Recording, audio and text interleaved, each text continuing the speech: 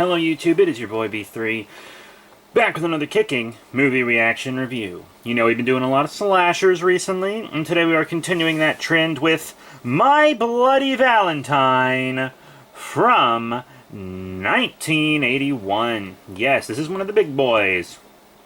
It's considered a classic and still underrated. It really is. I absolutely love this. Pumpkinhead so far has been my favorite slasher, no contest, but My Bloody Valentine's given it some competition, okay? Wow. What a great film. Once again, it's a rated R 1981 horror slasher film from Canada. It's actually Canadian. You can definitely tell by their accents, but I knew that ahead of time, actually. It's about an hour and a half. You can watch it on Hulu, Epix Now, YouTube, Sling, Amazon Prime Video, where I watched it, Google Play Movies and TV, and Vudu. It's got a 6.3 out of 10 on IMDb, 54% on Rotten Tomatoes, 3.3 out of 5 on Letterboxd, and 92% of Google users liked the movie.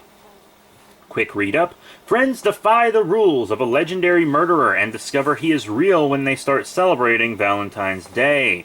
Initial release February 13th, 1981 in Canada. Director George Mihalaka. Screenplay by John Beard. Budget 2.3 million Canadian dollars, and it made 5.7 million Canadian dollars at the box office. Few of the actors in the film: Axel Palmer, Sarah Palmer, Howard Landers, Sylvia, Pat... Wait, I'm reading the characters' names. I'm stupid. Neil Affleck, Laurie Hollier, Alf Humphreys, Helene Udy, Cynthia Dale, Tom Kovacs, and Peter Cowper, just to name a few. Wow, what a great film. What a fantastic movie. It's really quite incredible. So the bit of the history here. The biggest thing all year that happens in this little town is the Valentine's Day party. And this town is also, its almost entire economy is supported by this mine, right?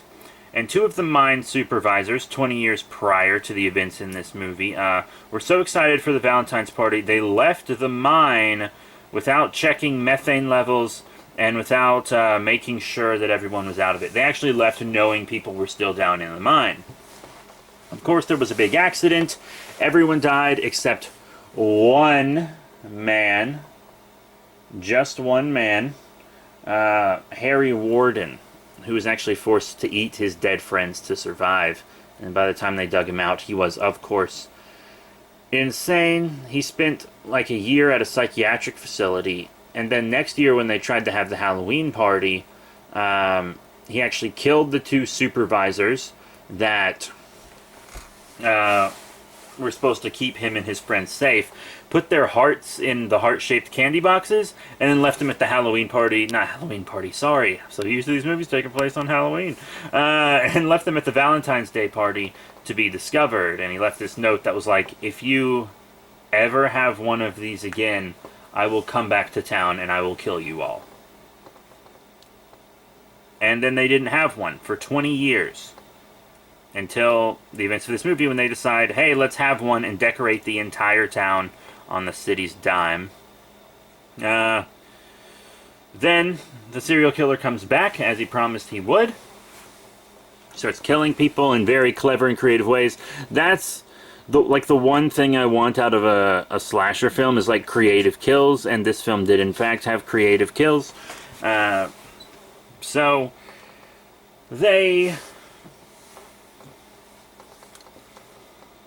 the sheriff and the mayor are taking the threat seriously, but they refuse to tell the town that the serial killer is back. They cancel the party, which was smart. They cancel it pretty much right away. So they're handling it better than the people in charge in, Jaws, but they're still not handling it right. If you want people to avoid the serial killer, you have to let them know there is a serial killer. Avoid a panic, my ass. What are you, Trump? Jesus. It's just, tell the people, hey, he's back. Like, nearly every adult in town should remember it. And then this movie focuses on a group of young people. Of course, most slasher films focus on a group of young people who are the victims.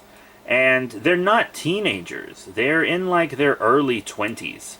But they act like teenagers, which is it's kind of weird, I'll admit. Like, I'm looking at them and I'm like, you guys are old enough to drink. Why are you acting like you're 15? It's insane. That was one thing that I thought was really weird. And when the party's canceled, they're like, screw it, we'll have our own party. But if they knew the killer was back, then they wouldn't do it. And the bartender keeps warning everybody about the killer because he remembers the events from it was just 20 years ago. I know that is a long time, but it's well within the lifespan of most of the adults in the town. So most people remember the killings. And the weird thing is, our protagonists, right? Our group of young people, they were alive when these killings happened. It's 20 years ago to the day. They were alive. They were young, but alive. Like, but they think it's not real. They were alive during the events, and they think it's not real. That's legit like someone my age saying 9/11 never happened. Like, holy crap. It's wild. So they have a Halloween party at the mine, which is a great backdrop for the slasher film. I gotta say, it really is. Like most slasher films like take place in the woods or something, you know, or in like a suburban area. But this film's just like in a mine, and I think that's very cool. It's a nice change of aesthetic, you know. Because like I've seen Hatchet and Friday the 13th, and those both kind of take place in the woods, and I've seen Nightmare on Elm Street and Halloween. Those both take place in the suburbs. Like, so this one had a nice change of scenery for a slasher film. Like, slasher films are so formula these days that you really got to break out. And I'm not saying this film isn't formula, because this film is formula. It is. This film is formula. It's absolutely got heavy influence from Halloween and Friday the 13th. But it's formula that feels fresh at the same time. So these kids go to the mine, and they're all getting murdered, right? Of course they are. Like, absolutely they are. And some of them are, like, in the mine because they're all drunk morons who thought it'd be fun to go play around in a dangerous mine, even though most of the men here are actually smart enough to know that's a terrible idea because they work at the mine. But they do it anyways because they're all drunk, or at least buzzed. Yeah, pretty wild. And then, once again, it's still got some creative kills. It's got a great pace. It's paced incredibly well. There is never really a dull moment. It's paced well, and it keeps you interested. There is a big twist at the end that I will not reveal, just in case someone has not seen the film. I didn't see the twist coming at all, and I was like, what? Explain this right now. But I will say the killer is not supernatural. In most slasher films I've seen, the killers are supernatural. Freddy Krueger, Jason Voorhees, Mike Myers, you know, Victor Crowley. They're all supernatural in some way, shape, or form. This slasher's not supernatural at all, and that kind of makes him scarier, because now he's a slasher that could theoretically exist, and that's kind of the scariest thing of all, right? Like, it's just a guy in a miner outfit killing people with a pickaxe. Like, that could be real. Michael Myers, with his curse thing that I don't totally understand because I haven't seen all the movies, that's not real. Freddy Krueger, not real. Like, Jason Voorhees, not happening. Victor Crowley, no way. Like, not real. It's supernatural, which is cool. But when you're watching one of those movies, you kind of know that they're not going to be put down because of their supernatural qualities. Like, one thing about slasher villains is one part of the slasher formula is that at the end of the film they always kind of reveal that the killer is still out there somehow or something like that. Like, here are a few spoilers for you. At the end of Halloween, Michael Myers disappears. At the end of Friday the 13th, Jason comes out of the lake. At the end of A Nightmare on Elm Street, which is a weird ending, Freddy just pops up and does some more killing, you know? And then nothing happens to Victor Crowley in the end of in the end of Hatchet. He's just about to kill two people. At the end of Pumpkinhead, it shows the Pumpkinhead cycle and how the demon is renewed. You know, that's just typical slasher. That's just typical slasher. And this film does kind of have that, in a way. This film is done so well. I really love the atmosphere. It's got great lighting. And it has likable characters. Like, many of the characters are indeed likable, which makes you be like, oh man. There's one character I really liked. He was a bigger guy, long hair, glasses, fancy mustache. He looked like he should be in a hot air balloon traveling the world or something, for real. And he was like one of the few guys that didn't like see his girlfriend as an object in the film. He was often like a voice of reason at times. And there were these two characters that were always fighting, because there was this love triangle in the film, and the two men in the love triangle were always like getting into scuffles. And he would always break them up single-handedly, right? He was a big guy, so he could like grab one and push the other away, and it was always like he's always in there to jump in and put it to an end, you know? He was good. And of course he died. And that was like the big death where I was like, oh man, this dude just died? Oh, too bad. He was cool. I mean, usually at the beginning of a slasher film, you can look at the group of people that are going to be attacked, and you can tell 100% who is going to live. You just can. You just can tell. At the beginning of a slasher film, you can almost always tell exactly who is going to live. I predicted the living people in Hatchet. You know, I predicted the survivor of Friday the 13th. Well, quote-unquote living people in Hatchet. I haven't seen Hatchet 2, so we'll see what happens, right? Hatchet 2 picks up the second the first Hatchet ends. I need to watch that badly.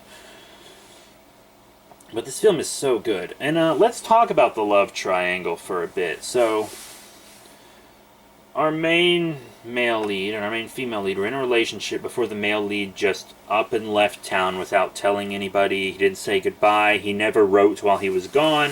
He was gone for years and then showed up back in town. When he showed up, she was dating someone else. And he was a jerk. The guy she was dating was a jerk, and he couldn't bear the fact that she was seeing someone else. Even though the mofo left her for years without a word. When she asked him why he never wrote her, he was like, I couldn't. And I was like, what the fuck you mean you couldn't? What the fuck is that supposed to mean? You couldn't. Shut the fuck up, ass.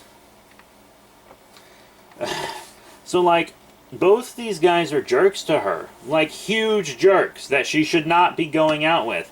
And throughout the film, she's like, oh, who am I going to choose? And it's like, girl, choose yourself. Don't date either of these jackasses. You can do better. You can do so much better than these two guys. Like, it's insane how much better she could do. They're both awful. Just awful. And they both absolutely see her as their property, which is insane. They're both sexist jerks that don't care about her feelings at all. And it's like, Just leave them, girl.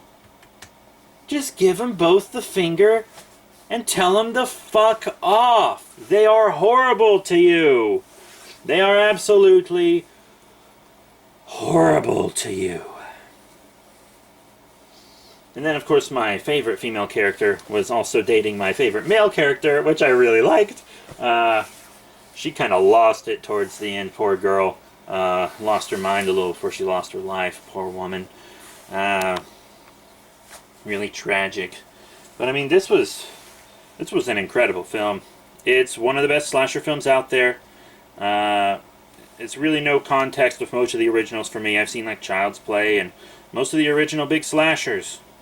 If not all of them, actually. I'm trying to think of one I haven't watched yet, and I'm kind of coming up blank here. I guess maybe Jeepers Creepers. Does that count as a slasher film? I don't know. But all the big ones that have endless sequels, I've seen at least the first film for. And this one's better than them. Maybe not better than Halloween. Halloween's pretty good. Pumpkinhead might be better. But it's definitely up there. You know what? I liked it better than Halloween. I don't know if it's a better made film than Halloween, but I liked it more than Halloween. And Halloween was pretty damn good. If you saw my review, I've reviewed most of these. And the thing about this film is, it doesn't do the thing with the endless sequels. It doesn't have the endless sequels. In fact, I don't believe it has any sequels, even though it has the slasher trope of the last scene being a sequel setup. The last scene is a sequel setup, and there is no sequel. Why? I actually have no clue. I might need to research that, but it doesn't have a sequel. And I wouldn't want it to have endless sequels. I hear most of the slasher franchises get pretty bad as they go along. I'm still looking forward to it, but I haven't heard a lot of good things about, like, some of the later films, and then they eventually get remade once the storyline just is beaten to death. And this actually did get remade. And when I was in high school, this was remade into My Bloody Valentine 3D. Because the 3D gimmick was big when I was in high school because of Avatar. 3D comes back about every 30 years. About every 30 years, we get a big boom of 3D again. It was like 50s, 80s, 2010s, early 2010s. So yeah, there was kind of a...